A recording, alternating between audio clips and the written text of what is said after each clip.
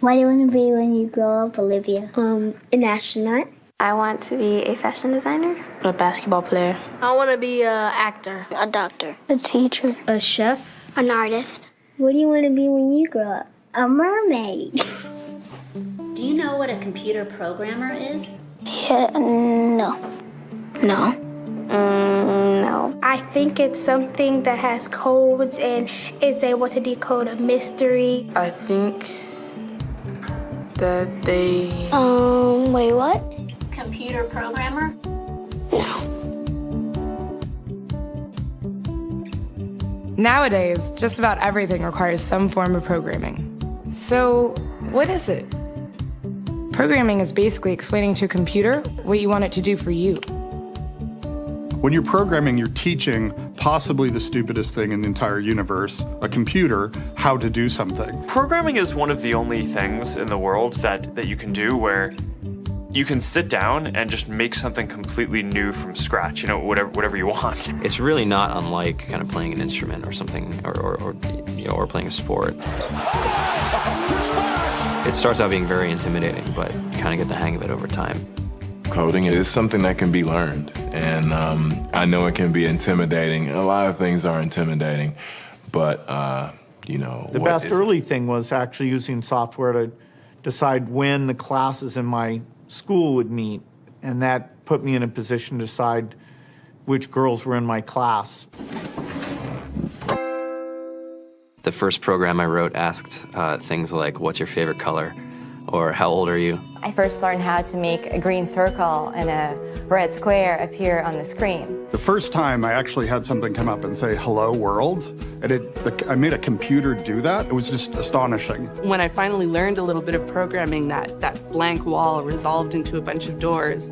And you open them, and finally you start to open enough doors that the light comes in.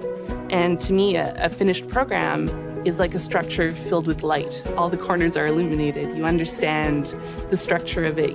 It's a really serene feeling to have completed that. Now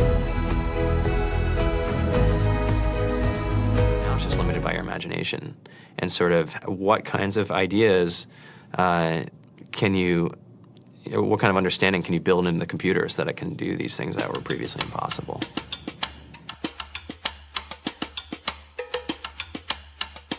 All great things are built in teams when you collaborate with other smart people. You're testing your ideas, you're stimulating each other. That's what makes us successful. It's not some flash of brilliance by somebody who then codes 24 hours a day for 3 weeks. It's what happened. The magic happens when we're all on the same page, collaborating and building something together. There's a much greater need in the world for engineers and people who can write code than there will ever be supply. And so we all live these very charmed lives. To get the very best people, we try to make the office as awesome as possible.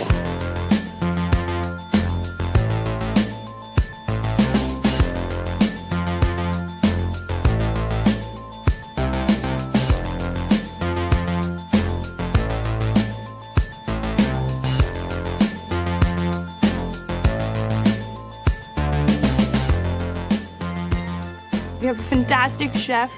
Free food. Breakfast, lunch, and dinner. Free laundry. Snacks. Even places to play and video games and scooters. There's all these kind of interesting things around the office and places where people can play or relax or go to think or play music or be creative. I went on the Bureau of Labor Statistics for the United States, and there's about a third of the pie that's all the things you would expect. It's, they're working in the government, they're working in typical technology jobs. But then, like, the rest of the pie, and it was the majority of the pie, just split down into these little teeny slices of every industry imaginable. And what it is, computers are everywhere. You want to work in agriculture? Do you want to work in entertainment? Do you want to work in manufacturing? It's just all over.